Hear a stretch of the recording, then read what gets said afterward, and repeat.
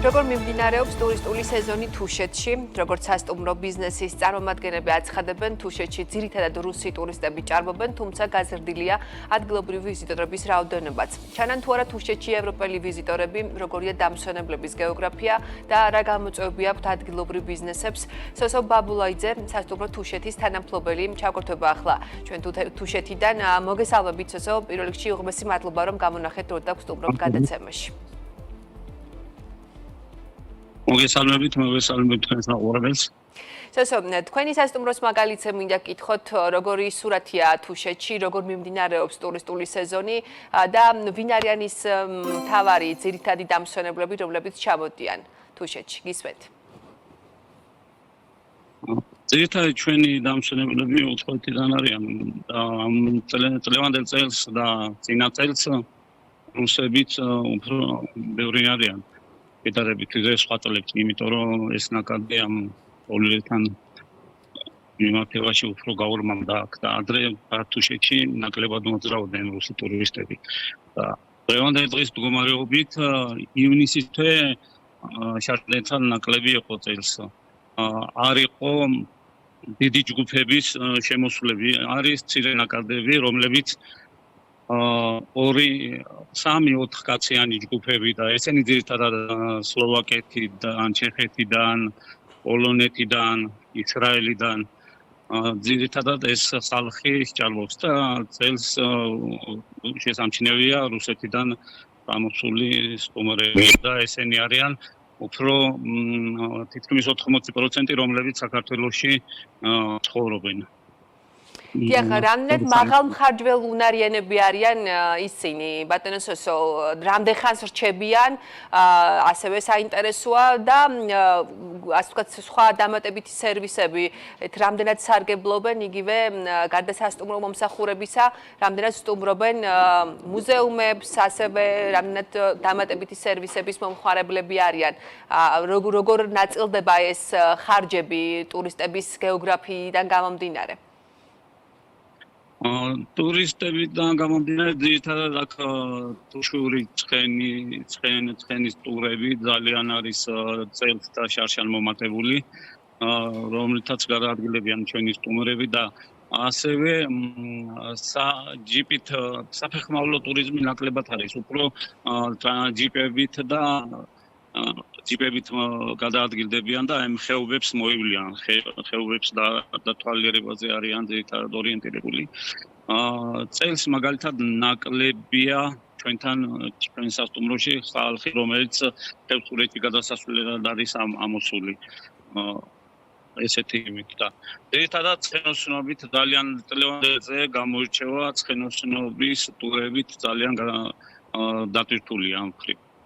კი ბატონო, რუსი ტურისტების აქტიურობას წელს განსაკუთრებით რას უკავშირებთ, ბატონო სოსო? და ფასებიც მაინტერესებს, ასევე როგორია საფასო პოლიტიკა ამ სეზონზე თუშეთში? თუშეთში საფასო პოლიტიკა იგივე არის დარჩენილი, რაც ჩარჩან იყო, იმიტომ რომ ფასის გაზრდას არ ჰქონდა აზრი, გაზრდილი კი არის პროდუქტის ფასის, მაგრამ სასტუმროში თვითონ სასტუმროს ფასი იგივე დავტოვეთ. ტურისტებს რაც შეეხება, ერთი იმას იკვეთება, რომ რუსი ტურისტები ხშირად თავს ან ბელორუსებად ასაღებენ, ან უკრაინელებად რა ვიცი, ესეთი მე შევამჩნიე რამდენიმე იმაზე, რომ იყო რუსი ტურისტი და მეუბნებოდა, რომ ბელორუსში ცხოვრობ. ან კიდევ არიან რუსი ტურისტები, რომლებიც საქართველოში ცხოვრობენ და აქ არიან. თვითონ იქ რუსეთიდან ჩამოსული ტურისტი 100%-დან სადღაცა 20-30%-ია. დანარჩენები აქ მაცხოვრებლები და აქ გადმოსულები არიან, როგორც პოლონელებად, ისე ალბათ იმას გამორიდებული ხალხი. კი ბატონო სოსო, როგორც დედაქალაქში, ასევე რეგიონებში ძირითად სეგმენტს, მაინც წამყვან სეგმენტს წარმოადგენენ აზიური ბაზრებიდან ტურისტები. აზიური ქვეყნების ვიზიტორები თუ გყავთ თუშეთში, ამ სეზონზე თუ ხედავთ მათ გააქტიურებას, იგივე ინდოელები, ჩინელი ტურისტები, სხვა ქვეყნებიდან, სხვა აზიური ბაზრებიდან რამდენად ჩამოდიან მანდ? არა, აზიური ბაზრებიდან ძალიან მიზერული რამდენიმე თქვათ ერთი მაქსიმუმ 10 კაცი მეყოლება მე ნანახი წლევანდელ წელს აქ ჩვენთან სასტუმროში არ ყოფილან რომ ამოცულიყვნენ. აქეთ ძირითადად ალბათ უფრო ყაზბეგისკენ და აქ თბილისის გარშემო რეგიონებისკენ არიან.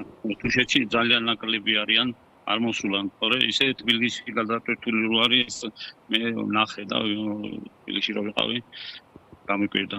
კი ბატონო, ევროპელ ტურისტებზე რაც გვეტყვით, არის თუ არა მნიშვნელოვანი შემცირება თუ წინა სეზონებს გადავხედავთ, წელს რა კონტინგენტი მიიღეთ ევროპული ქვეყნებიდან, რა მოცულობის ვიზიტორებს უმასპინძლა კონკრეტულად თქვენმა სასტუმრომ?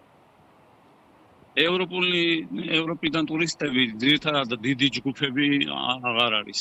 წლევანდელ წელს რო იყო 15 კაციანი, 20 კაციანი ჯგუფები, ესეთი ჯგუფები ჩვენთან მაგალითად აღარ ყოფილან. არიან 3-4 კაციანი, 5 კაციანი ჯგუფები, რომლებიც მაქსიმუმი 3 დღე გაჩერდნენ.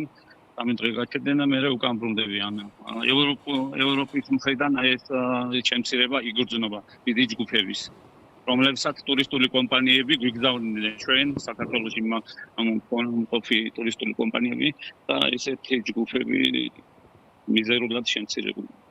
კი ბატონო, ბატონო სოსო, გამოწვევებზეც მინდა რომ გესაუბროთ, რა სირთულეებია ამ ტურისტულ ზონაში, კონკრეტულად თუშეთში, რას გამოყოფთით, იგივე რას გამოყოფენ და რას გეუბნებიან თავად თქვენი სტუმრები, რა არის შემაფერხებელი ფაქტორები და აი სხვა ბიზნესების მაგალითზე, რომლებიც წარმოდგენილი არიან თქვენთან სიახლოვეს, მათი განწყობები როგორია, დატვირთულობა როგორია მათთან, ამ ხრივ როგორი სურათია, გისმენთ?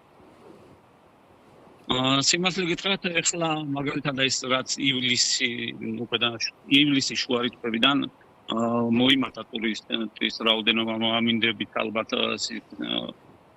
გამოსწორდა იქით რომ სიგრილები აღარ არის და ამ შეუწყო ხელი იმას რომ ტურისტის სიმრავლე შეიმჩნევა თათქვეთში.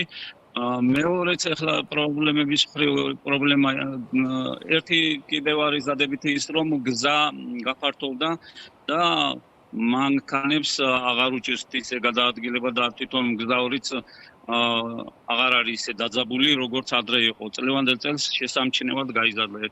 9 საათით შეამცირა თუშეთში ამოსვლის დრო მინიმუმ 9 საათით. თვითონ შტატებში რაღაც პრობლემები ადგილზე და ალბათ ამასაც მოაგვარებენ, მაგრამ სხვა მხრივ ტურისტების მხრივ მე გითხარით რომ დიდმა ჯგუფებმა მოიკლო, რომლებიც აი რამდენიმე 3-4 დღიან ტურებს აწყობდნენ და იყო 20, 30, 15, 20 კაცი ესეთი დიდი ჯგუფები ჩვენთან მაგალითად შემცირებულია. პრობლემებს რაც შეეხება, პირველი პრობლემა რა თქმა უნდა ეს დენი და წყალია და დენის პრობლემა ჩვენ ავტონომიურ რეჟიმზე ვართ და გვაქვს მზის ენერგიაზე ყველაფერი. თათუშეთში ეს არის ყველაზე ერთ-ერთი შემაფერხებელი ის რომ ელექტროენერგია საჭირო რაოდენობით და საწვიო სიმძლავრის არ გაგვაჩნია და გესები და პატარა გესები აუცილებელი იქნებოდა ამ კუთხისთვის. ყველაზე ეკაპრელი. კი ბატონო, თქვენი კოლეგებისგან რა ინფორმაცია გაქვთ დატვირთულობის მხრივ მათთან როგორია სურათი და ასევე საინტერესოა თქვენთან წარმოდგენილი ვიზიტორები საშუალოდ რამდენს ხარჯავენ.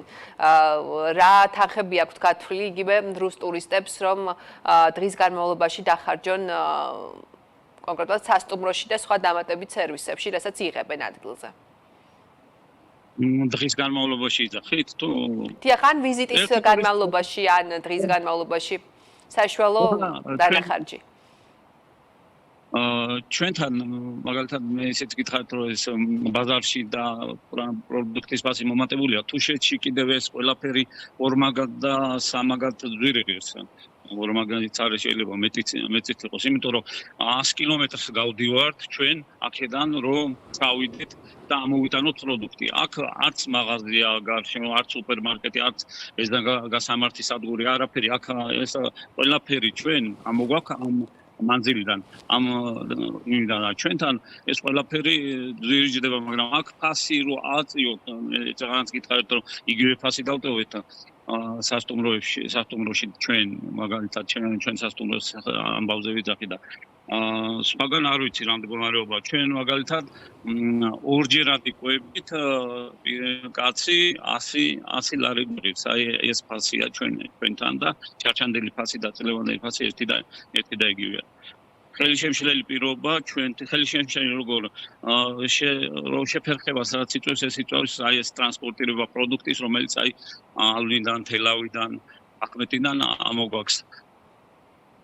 ამ ტერიტორია ამ ხელა მანძილს გამოვდივართ აქ ადგილზე თვითონ არა გვაქვს ჩვენ ეს პროდუქტი და ეს ძირითადად ჩვენ აი მანძილიდან ამოგვაქვს და ორმაგი ხარჯი და სამაგი ხარჯი ვიჭდება კი ბატონო ბატონო უღმესი მადლობა რომ ჩაგვერთეთ და გაგვაცანით რა ხდება ამ ტურისტულ სეზონზე თქვენთან წარმატებულ სეზონს გისურვებთ და შემდგომ უკვე დიდი სიამოვნებით შევაჯამოთ კიდევ ერთხელ აუცილებლად მოგიწევთ და შევაჯამოთ როგორ ჩაივლის ეს სეზონი მთლიანად თუშეთში მადლობა კიდევ ერთხელ ჩართვისთვის სოსო ბაბულაიძეს უსმენდით სასტუმრო თუშეთის თანამფლობელს პირდაპირ ეთერში